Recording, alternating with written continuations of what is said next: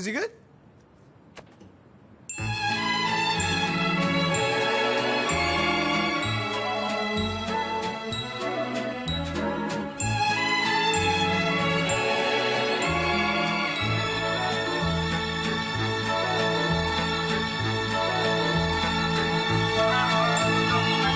Welcome back to the Night Pod Cometh, where we talk about It's Always Sunny in Philadelphia. I am Magnum Mills, and I'm back with the Soupdeucer to discuss the second episode of Season 17. Frank is in a coma. Soup, how you doing? These both dropped on the same night. Thankfully, after that, we get the one every week rollout that we so much enjoy. It sucks that we're already 25% of the way through the season, but it's great to have Sunny back, right? Great to have Sonny back, dude. Nice to see the sun come back out in Philly over there, man.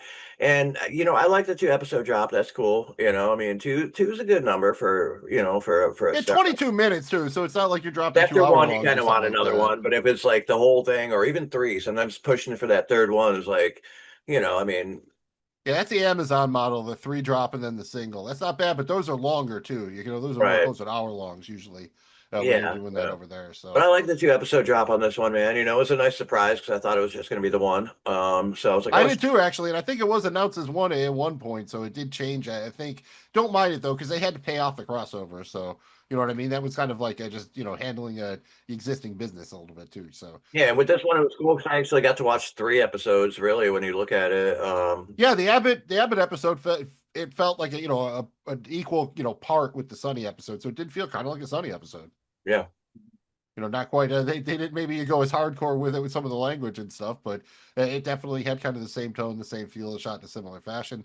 We loved all that. We love It's Always Sunny, and we hope that you'll love this episode of the Night Pod Cometh. We are presented by Regular Dudes Watch Stuff. Find our content wherever you get your pods and on YouTube. Find us on social media at Dudes Watch Stuff, and we're on the web at dudeswatchstuff.com and nightpodcometh.com. Nice and easy to remember, just like the flaps, FLAPS. Follow, like, and please subscribe. So if you had fun, please make sure that you hit that thumb. And you should know we will be spoiling all aired episodes of It's Always Sunny in Philadelphia. That's everything through season 17, episode 2. Frank is in a coma. You have been warned. This includes any interviews, the Sunny podcast, etc., etc., etc. Everything except like some set releases or something that's not supposed to be out there. Fair game for the discussion. Let's do this thing! This is Frank is in a Coma, season 17, episode 2, the 172nd overall episode of It's Always Sunny in Philadelphia. Also aired July 9th, 2025, along with the season 17 premiere. Directed by Amani Hakim. This is the first episode of Sunny that she has directed. If you are a fan of Mythic Quest, you might recognize her as Dana. She's also directed an episode over there, so not a first-time director or anything, but we're getting some crossover with one of Rob Mack's other shows. Written by Dave and John Cheneran. This is very interesting. It's the 9th written by credit for the duo on the show, but their first since season 11, in which they wrote season 11, episode 3, The Gang Hits the Slopes. One of my personal favorites. So I was very, very excited to see that they were writing this one.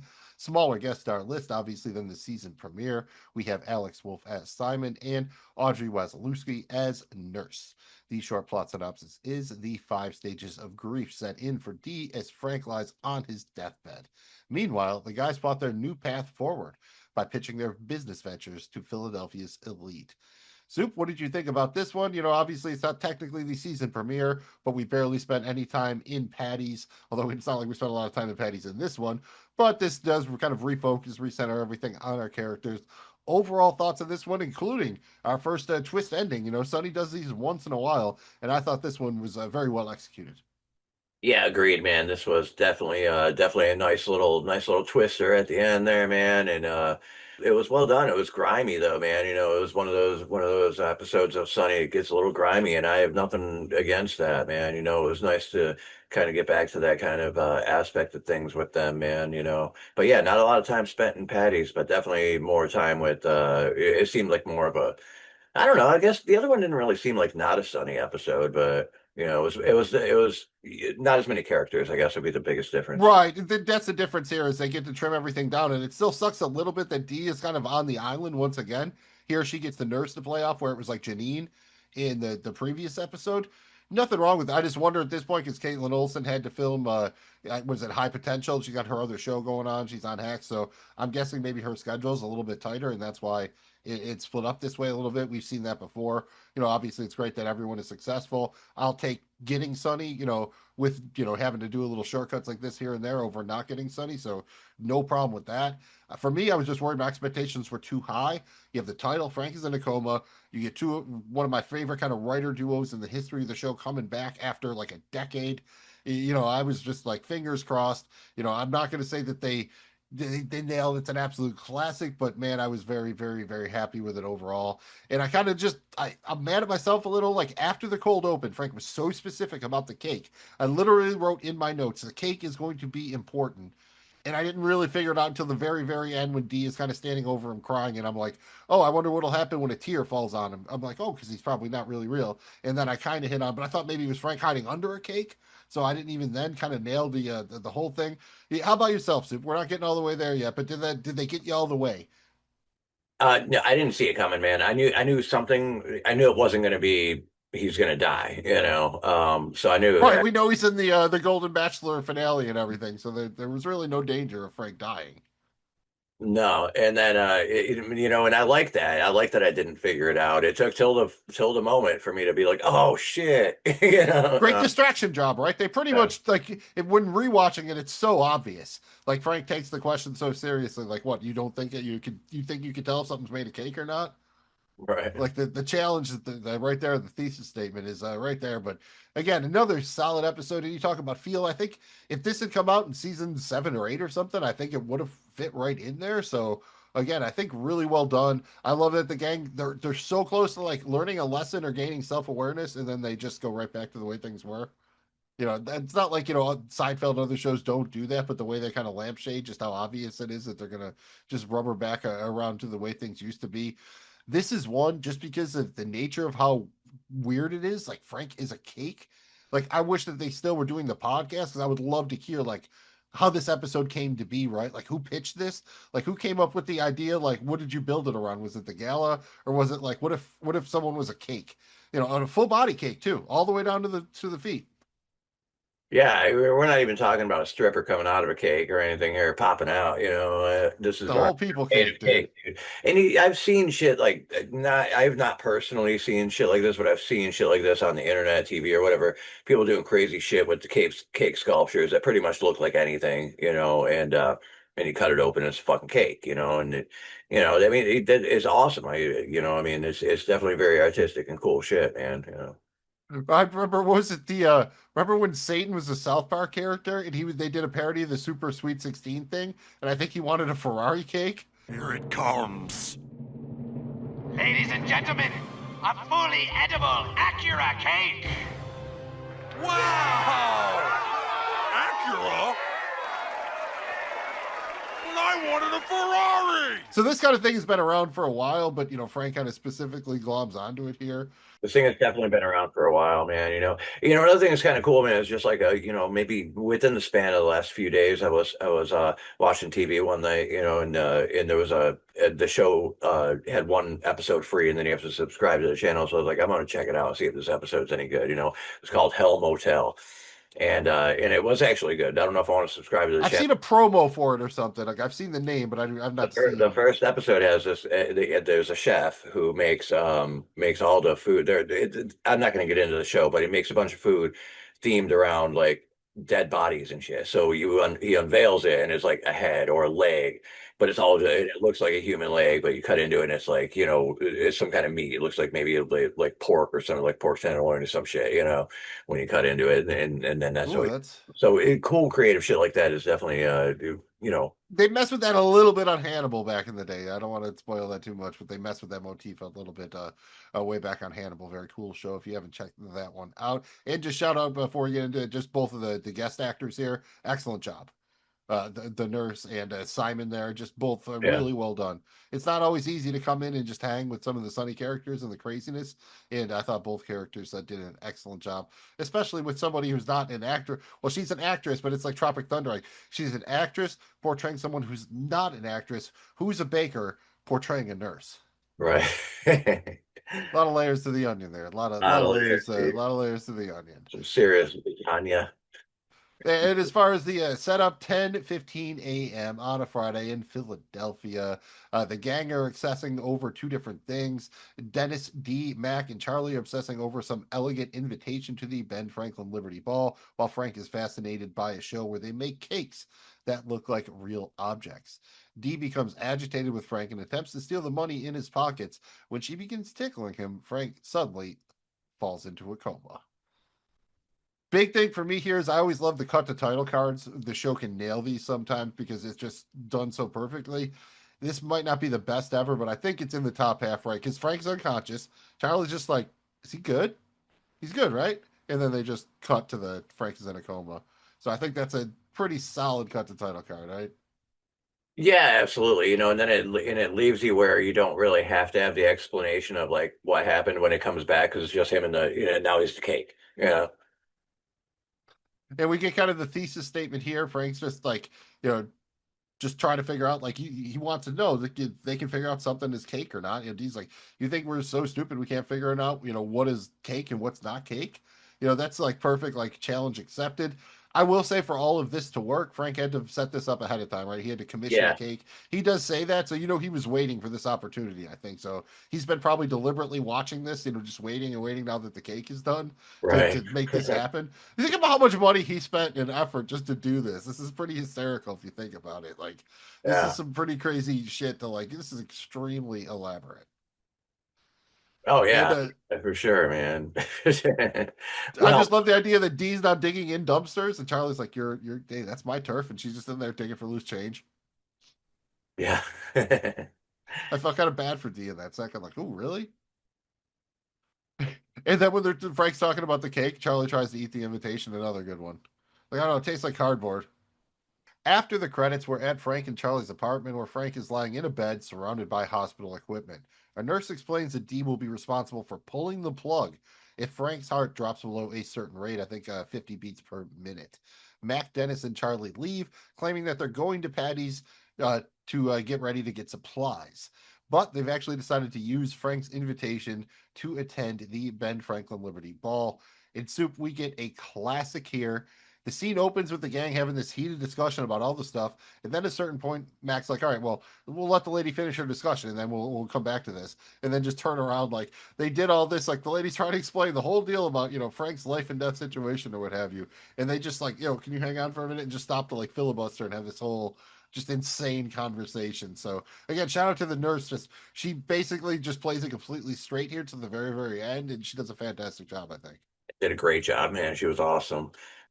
I mean, I thought it was great that it was almost like a Dumb and Dumber moment where they showed up in the tux. Maybe not that extreme with the tuxes, but they show up in the tux and then people end up thinking that they work there and shit. And I kind of saw that coming. I did kind of see that coming. It's like, oh man, they almost looked like this, especially when they walked over to the table. I was like, oh, they're gonna think that they work here right before it happened, So I did catch that one. But I think the way it played out was just fucking spectacular, man. On the intro scene, there's a couple of small moments. I love the idea that Charlie doesn't know the difference between sleep and a coma. Where it's like, yeah, I've seen Frank do this before. Like, every night he does right up in the morning. He's tough as nails, dude.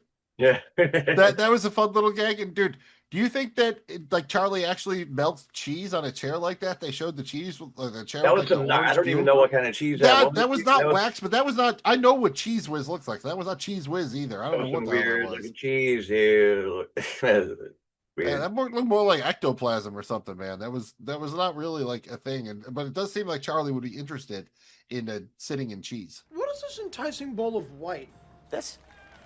Charlie, that's cottage cheese. Cottage cheese? Like cheese from some cottage? Who's cottage? Well, like, what is that exactly? How do you not know what it is? Aren't you like a cheese guy? I'm not a cottage guy. I think he likes cheese, man. No, he is. And that's, it made sense that his pops was a cheesemonger after all. Mm. Did you like the way they used kind of the stages of grief as a framing device? I know we saw Yeah, Clerks do something like this with the Circles of Hell, like the Dante's Inferno thing. And just because I think it's a black title card with the white type, it reminded me a little bit of that. it did, and I caught that too. I was like, oh yeah, what's the next one gonna say? Like juxtaposition or some shit, denouement, and so yeah, it definitely popped in the brain there with the Clerks thing, and I like that, man. I thought it was cool. I don't know if anybody else has done that since that I know of. I'm sure somebody might The have, but Sopranos did like I think the season 4 intro, like a Circles of Hell kind of thing, but it was like voiceover. It was more narrated than like a visual thing with just like title cards like that. So just cool. I thought it worked pretty well here. it did, yeah. They did kind of make the guys go through them too. You know what I mean? It was more focused on Dee because she was kind of the more overt display of it. But they did a good job of tying the guys in. And I love that, again, the guest actress as the nurse playing it so cool when they're all making fun of her, like about, like, again, I just love, I think Charlie calls her Professor Doctor. I love when they do stuff like that, like hamburger store, you know what I mean? Like stuff that's kind of like really obvious, but I've never quite heard that combination. Danny McBride's also very good at that. Like he just comes up with these kind of like odd phrasings that like make sense, but Yeah. you've never really heard anybody say that word that way before, or express something like that. So I just thought that was very cool. And I just, of course, you love how the guys all come together just to ditch D. Like they're all like, oh yeah, like they never even like, they never even thought about including her. They were just trying to ditch D. So you do feel I'm surprised she didn't know that there's no way in fuck these guys are coming back with beers and chairs, man. right. You think she would I like didn't think hold she'd know that. something hostage or something, like give me your phones or like give me your money or something, or do something to like make sure that they were coming back, because I guess that's, they set it up. She goes into denial here and she talks to the nurse and she's kind of in denial about being in denial, which is kind of funny in itself. She's kind of self-aware about what's going on. And then you talked about it a minute ago that the guys go to the gala and they're dressed up in the tuxes, and they maybe overdressed a little bit, and they try to approach potential investors who mistake them for waiters because of their tuxedos. I've seen this joke a little bit. It was in Arrested Development where this happens to Joe Bluth. He shows up to a fancy country club and like just starts like accidentally like gives something, like clears the table on accident or something, and it just keeps snowballing until all of a sudden he actually is working there. That was a very fun one. And I like that Dennis's idea for just what to tell people. Like, oh, I think we'll just tell them that we came from an even fancier gala. That might work. Dennis got a solid pump up though, right? He gets everybody all excited. Mac is literally ready to actually run through a brick A wall. brick wall, dude. Yeah, man. He's down to run through a brick wall. It's like this one behind me here, man. And then the idea, like when they're gonna go, up to the table, and they're trying to figure out, and so who are we playing? We'll just be ourselves. Oh, Dennis, I don't feel comfortable playing I haven't myself. done that in ages, man. Guys, don't do this to yourself. like that's both meta and funny and true to the characters. Like that's just good writing. Yeah. That's just so well overdone. And also shout out to Dee. She does get the scene in there where she is just talking to the nurse about how she is going to go get a Brazilian butt lift. But then the little thought she has about getting her foot reduction or whatever, just absolutely kind of hysterical. I laughed a lot at that. Thinking about getting metal legs, man. Risky operation, but See, it's funny, you're going grandma's boy, but I immediately went to Archer, where like Ray does get metal legs at some point. And dude, just shout out the Charlie and Frank's apartment. Might as well just call it out here. You see so much random shit. I think they obviously overestimate how much participation they have in sports. They have boxing gloves, hockey sticks, golf clubs, tennis racket, and a basketball. That's just that we see. I mean, that's a lot, and it's all kind of callbacks to other stuff. Outside of the golf stuff, we've never really seen the gang golf that much. I don't know if we've seen Frank play tennis, but someone has definitely played tennis. And they have the old tech, dude. They have a DVD tower, an old CRT TV, a dual tape deck, an 8-track player, something that's either like a DVD or a VCR. Couldn't tell exactly which, like an old school stereo, just old school vinyl records, like just good. Just I love being in there. We have not spent that much time in there. Even last season, when they found that we had the other room and the gang inflates, we still didn't kind of see like as much minutia here. I love just seeing all the detail of their squalor. yeah, absolutely, dude. I like that right next to the TV. They got like the single plug-in like range burner with a fucking pot of whatnot on it, dude. Yeah, Like, which is also where they piss in jars. That's right at that mirror. It's all the same area. yeah. It's not a good design. Not a good Seats on design. chairs, dude. That place is fucking. It's got character, man, to say the least. Oh, dude, I forgot about dude, Charlie confusing Smucker's jelly with the Smothers Brothers, Brothers was brothers, dude. also. Smucker's brothers, man. I swear they threw that in there just so Charlie could do his like a Southern Oil Man accent, but I don't really care because I actually laughed a he lot. got he got it for like a line, and then he got shot Yeah, I down. feel like they were just trying to sneak it in, but that Smucker's Smothers, like I'll allow it. That's close enough. Yeah, hey man, I like it. It's close enough, dude. I can see the confusion there. I can see how that could be a man good mix up, but Well, we're like the Smuckers brothers. We're purveyors of fine jellies and jams from the deep south. How does that get us closer to the goal? Well, they're going to be impressed with some jelly magnets. I think that you are confusing the Smuckers brothers with the Smothers brothers, who were a folk singing duo from the 50s. Yeah. Next, we have anger at the apartment. Dee's boredom quickly turns to frustration and anger, so she begins searching for Frank's money. At the gala, the guys regroup in the bathroom where they meet Simon. They bond with him after talking about their dislike for their fathers and doing some cocaine. Simon invites them to an after party and promises to discuss collaborating on a business venture.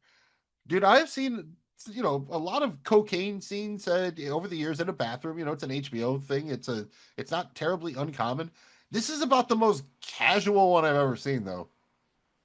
Like, it's just so matter of fact for television too. This is not actually. I mean, it's on cable, it's on FX, but this is not paid premium HBO like The Sopranos or something.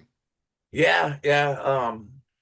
They didn't even warn for drugs coming in. It was just language. It was MA, but it's funny because I just happened to notice because I'm watching live and I'm like, oh, I guess we're getting no sex or drugs in this one.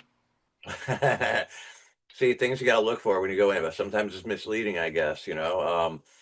Yeah, I mean, shit. Well, again, how I am with the freedom of expression and speech and shit. So go for it. But yeah, it was you don't really see shit like that. I mean, well, It was just so casual, and like I kind of like that Simon is like a bro, but he has like a tiny bit of self-awareness.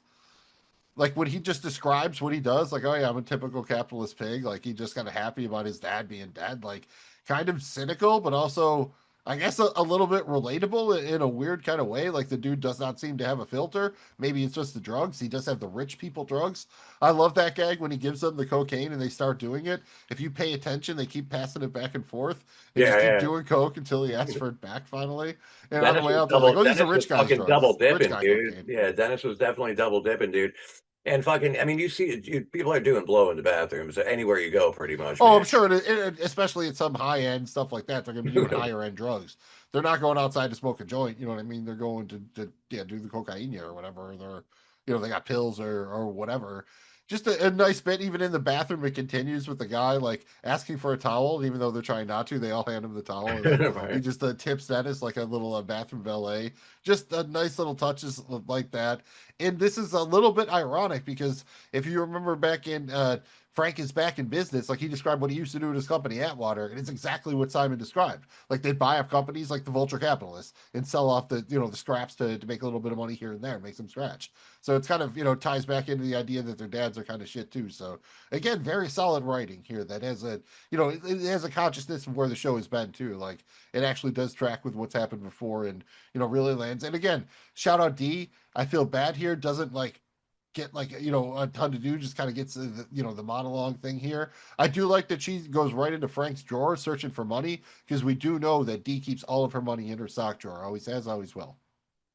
So first place she looks and Frank's got $5 in there. And now we have bargaining. At the apartment, Dee finds an envelope labeled "My Most Prized Possession." She opens it to find that it contains a copy of Big Ass Butts from 1973. Enraged, Dee tries to bargain with the nurse to just pull Frank's plug now. She takes the magazine along with any other valuables she's found and leaves the apartment.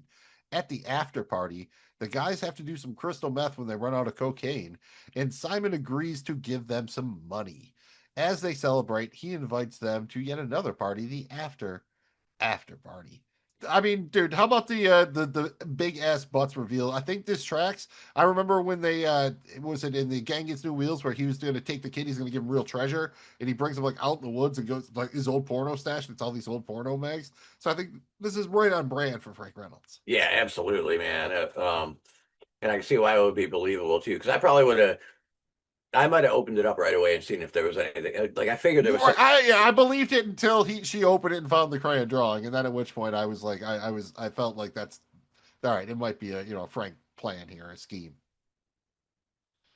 It was solid though, and one thing I will say, dude, party great, after party usually very cool. After party, the later you go, the sketchier it gets, right? The guys should have had their antennas up, especially when they go from coke to crystal.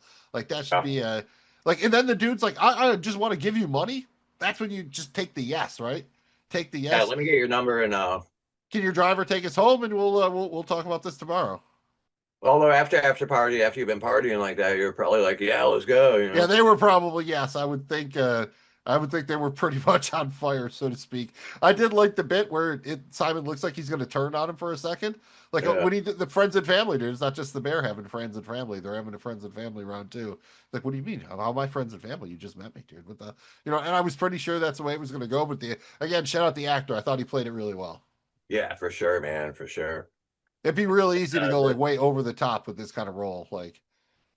And I thought he dialed it in. I love that he calls the cocaine or his drugs a genius powder. Never heard that one before, but I don't think I've heard that one yet either, man. I don't know if I'd call it that, but to each his own. Dude, craziest part of that after party on the wide shot when you go out, they have like this like white fucking foosball table. That is the fanciest place I've ever seen with a foosball table, bar none. It has to be a real location shot. There's no way they built that as a set, I don't think.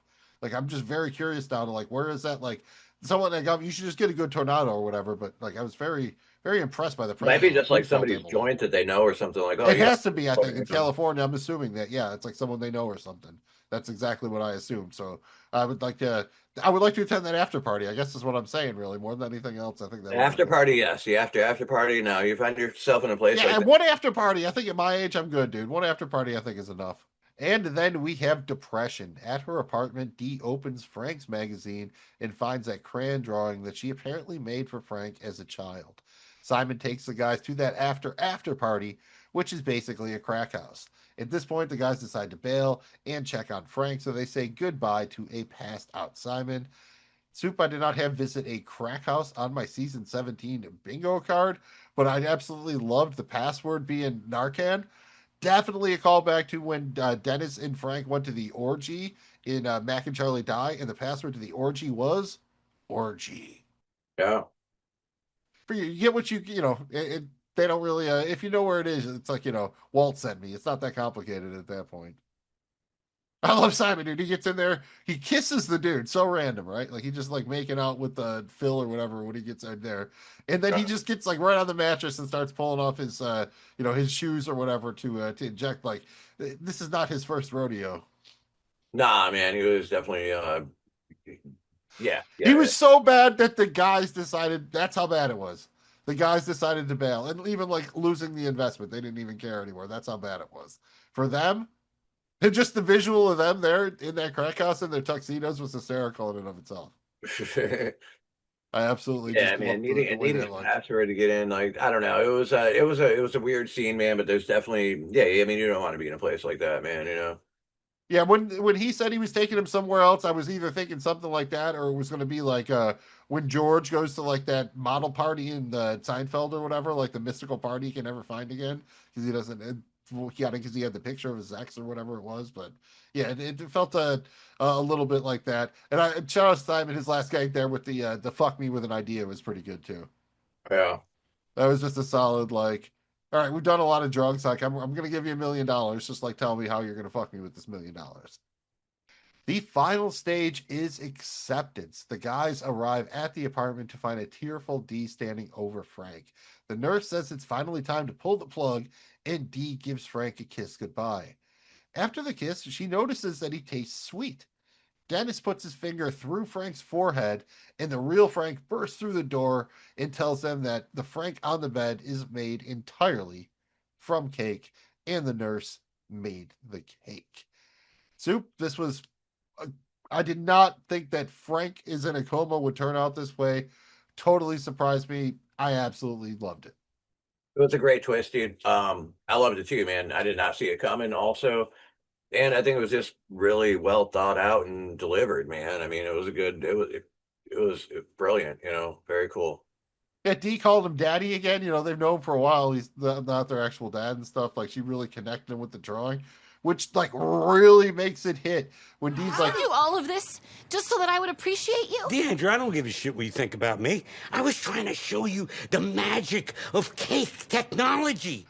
dude, cake technology, like, he doesn't care about pissing on, like, doing all this to Dee just because he's just so enthralled by what they can do with cakes, and he's so upset that no one else understands how cool it is.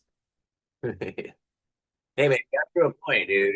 Pushing on it, dude. That was I've seen something like that a little bit before, but more like a zombie vampire kind of thing or something, like someone like you're an alien, you know what I mean? Like but that was just like nice reaction to when he just kind of puts his finger in there. And I love the idea that Frank actually made that crayon drawing. Yeah. Hey, man, that's so fucked up. It's such a Frank thing to do, or any of them, But yeah, definitely. I mean, manipulative, man. Grimy. That can fuck somebody's head up real bad doing something like that to them, But that's how they roll. Oh yeah, they've done that to Dee before, like in Charity McDennis when they have to do the verbal abuse and all that kind of stuff, like the emotional abuse. Like, yeah, so they've definitely put Dee in the spot before. Just again, shout out the actress playing the pastry chef playing the nurse.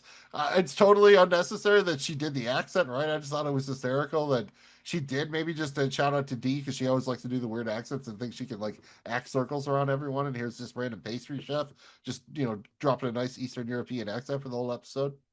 Yeah. I mean, she was fucking awesome, man. And that's just another part of it. It's layers, shit, layers. Like it was good. It was very, very, very good performance there, man. Yeah, and then you get the kind of the final tag of like Frank showing his role when they all like, all right, let's let's make patties, like let's franchise. And Frank gets the idea right away. All right, like the Starbucks and dive bars. They're like, yeah, you get it. He's like, oh no, that'll be terrible. And I think he's right because dive bars are magical because they're so specific, right?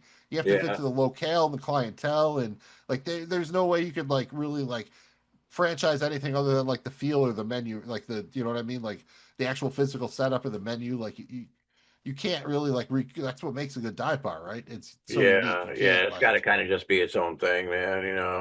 You can't mass produce a dive bar, dude. You can try to do a lot of things, but I don't know that you can do that one.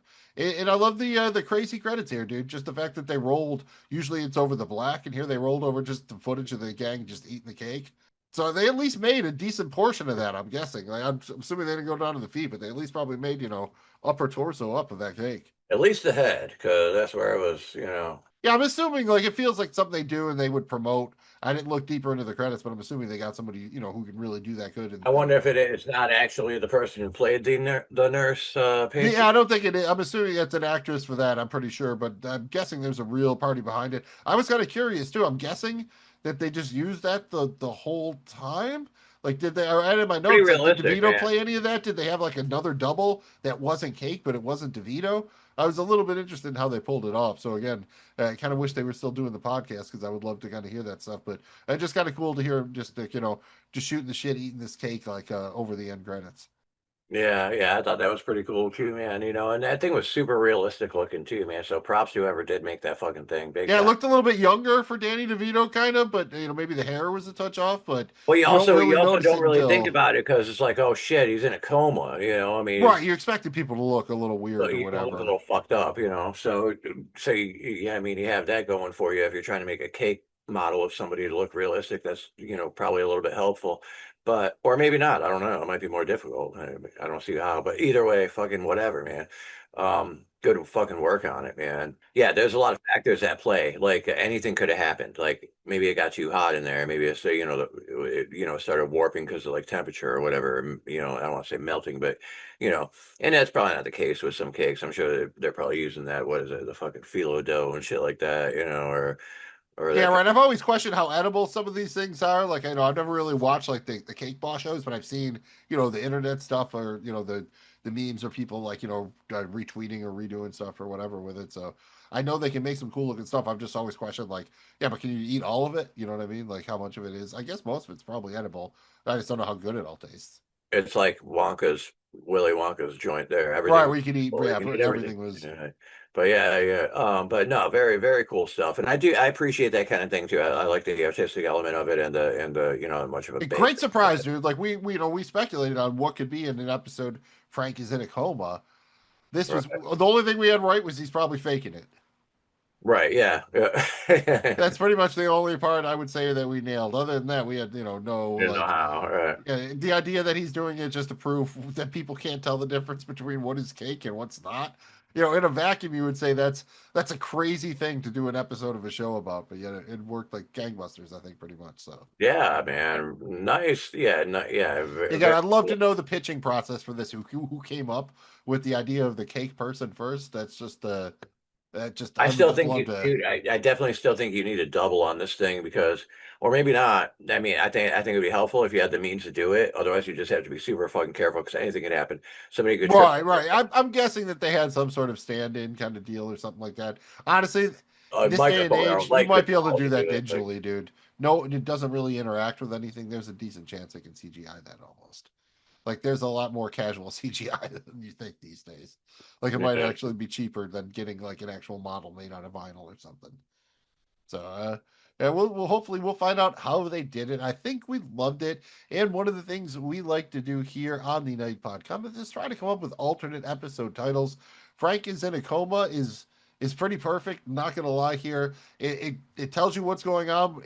It's interesting. It sucks you in, but it doesn't give anything away. But we've elected to try to come up with a couple. Soup, I'm going to give you a couple options. Just tell me which is your favorite. First, we have The Gang Does Cake. Then we have The Gang Grieves. Then we have The After Party. Then we have Patty's Pub, the Starbucks of dive bars.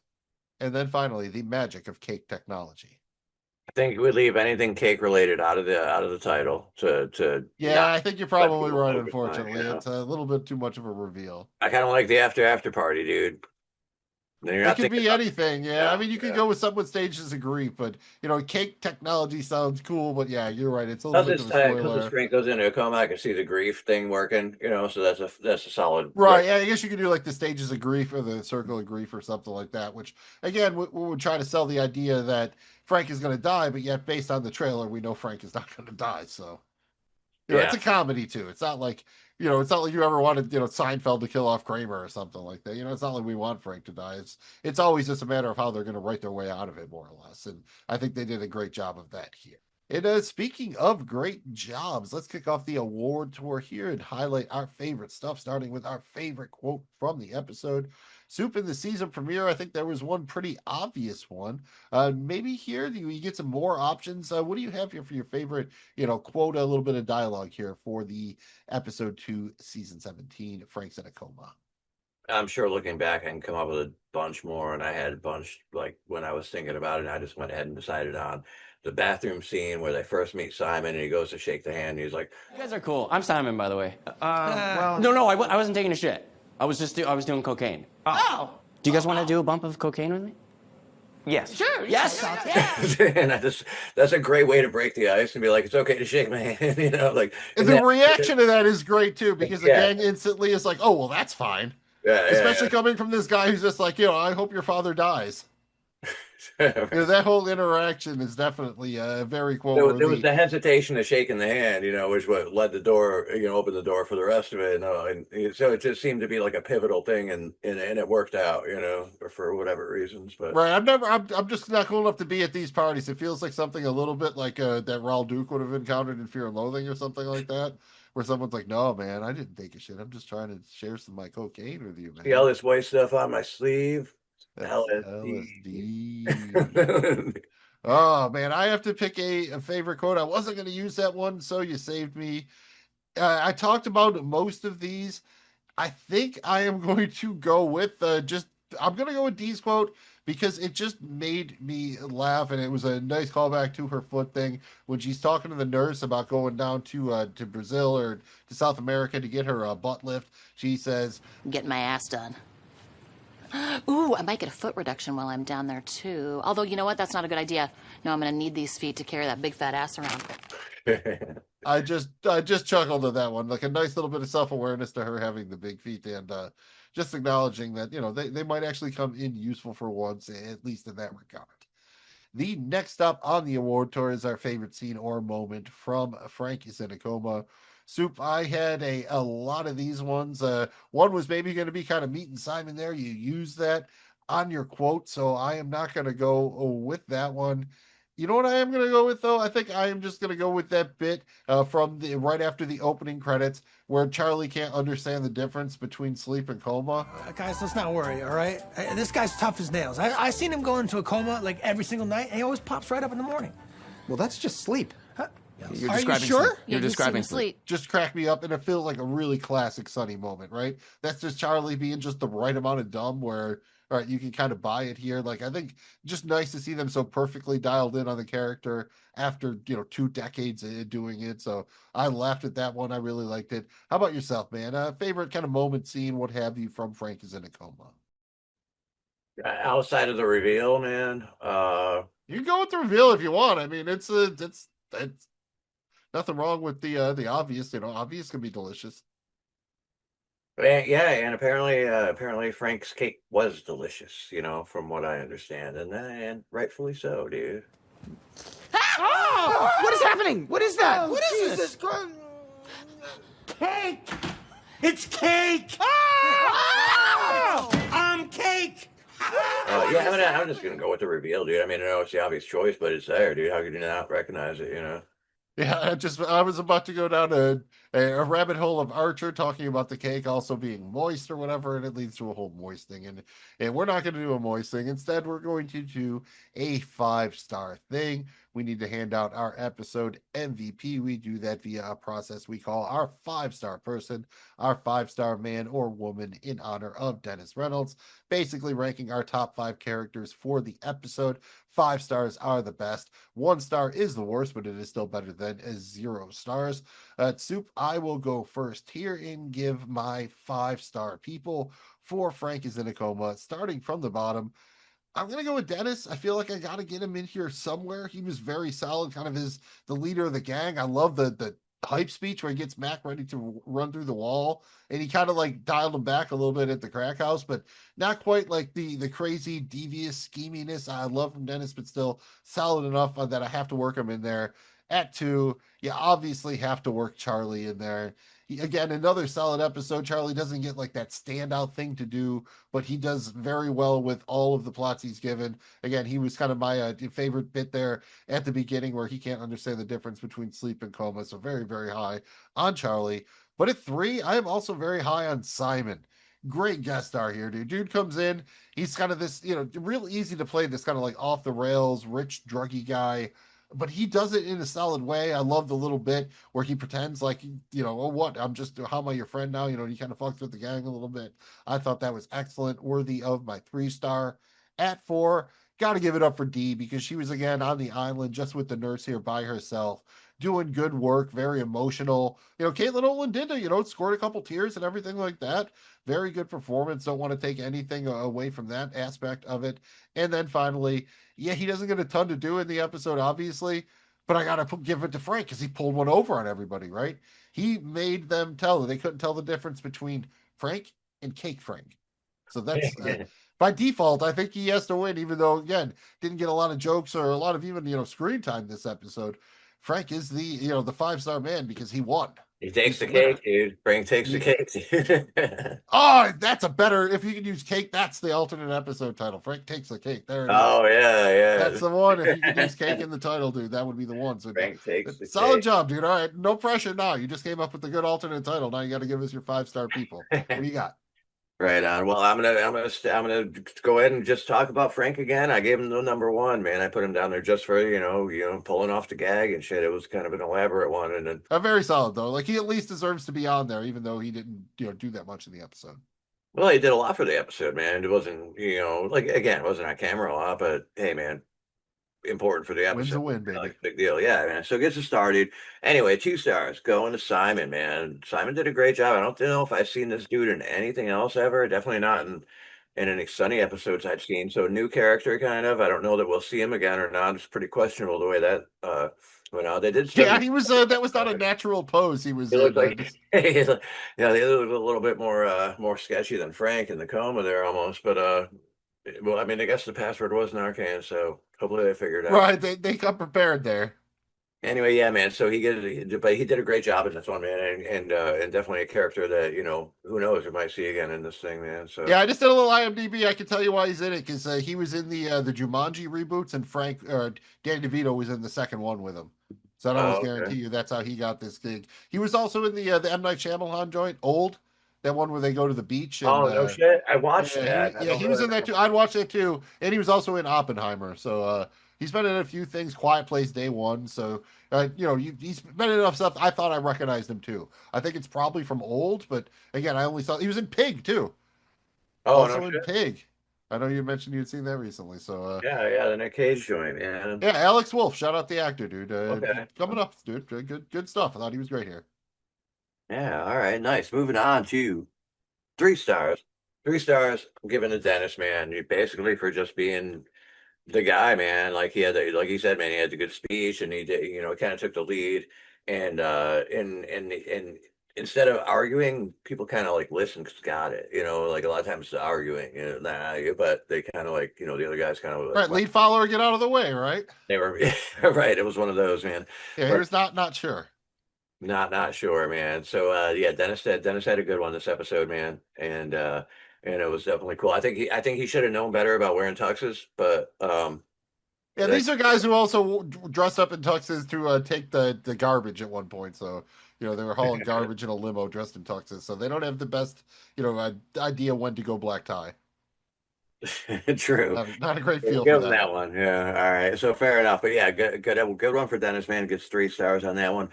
4 stars going to the nurse / pastry chef, man. This actress killed it, dude, and a cool character, man. Really pulled one over on everybody too. Was in it. Did a great job pulling off the accent and just playing. I love she did an accent for no reason, just an accent for the sake of an accent. Because that's what Dee wants to do. Yeah. Like I want to order a chicken sandwich in a German accent or whatever. Right? Yeah, just straight fucking with Dee, dude.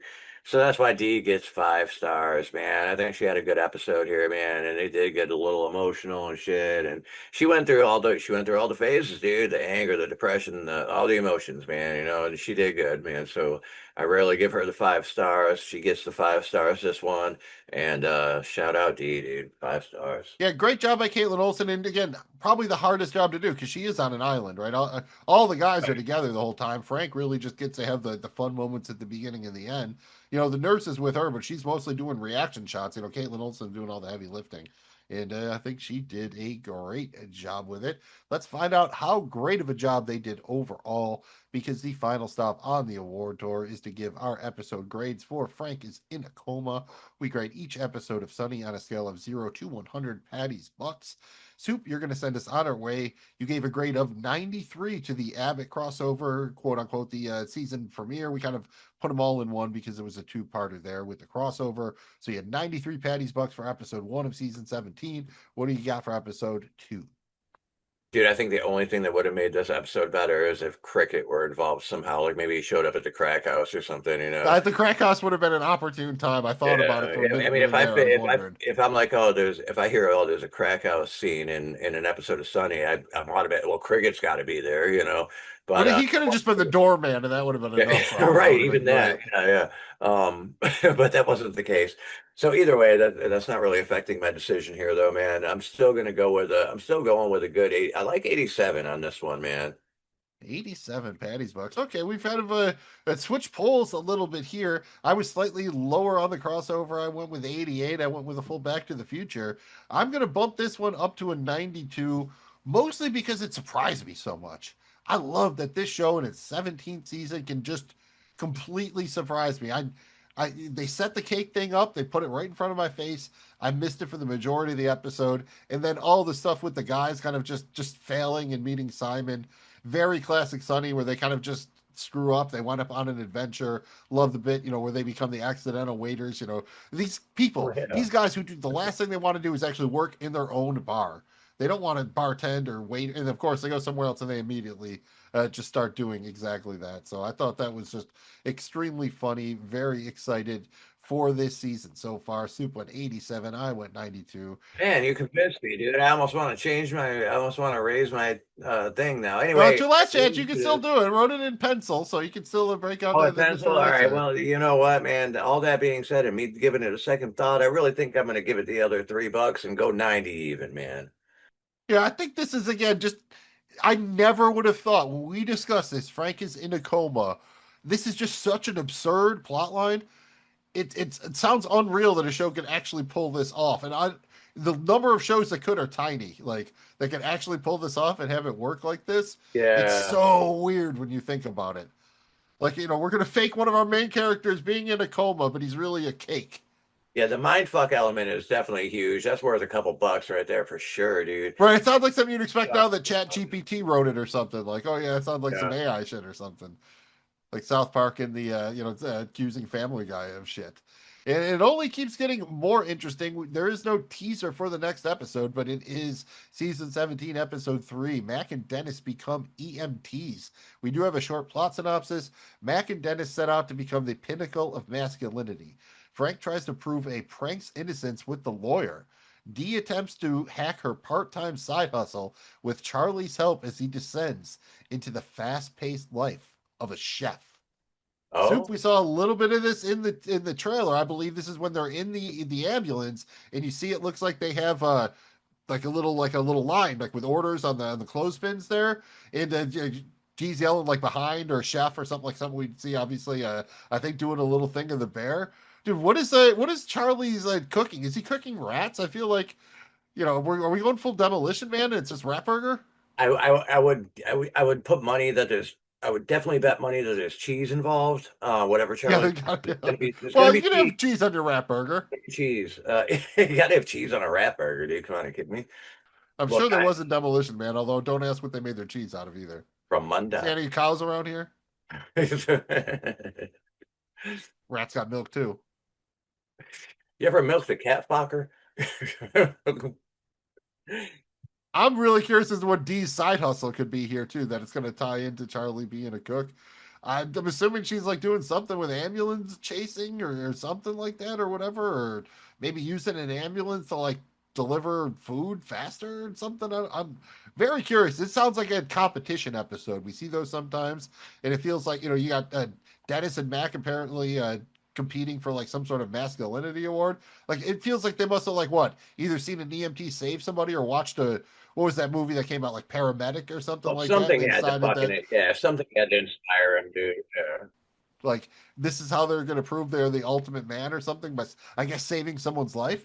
I guess that's proving you're man. Okay.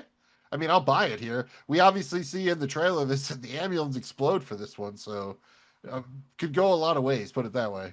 Hey, dude, the lawyer. We have not gotten the lawyer since season 11. This is a guy I know, especially Jamie G and myself, right up there with Bill Ponderosa as far as characters we'd like to see return. It's finally happening here. It sounds like he's going to have more than just a one-off scene, so he'll be a part of the episode. I'm even hoping he shows up more this season. Any chance Uncle Jack shows up? Uncle Jack always likes to interact with the lawyer, so he gets some shots of the hands and everything. Yeah, the lawyer is always he just plays it so straightforward. He always wins. I love how he always beats the gang, no matter what. Like he always wins, except until you lose an eye. It's all fun till you lose an eye. Yeah.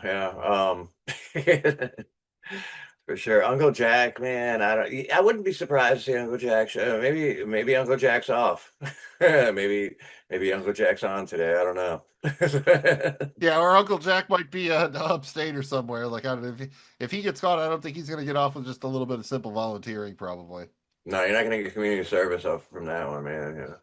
Yeah. Definitely not an elementary. Definitely not at a fucking elementary school. No, thank God Uncle Jack was not in the crossover. I think we can go ahead and.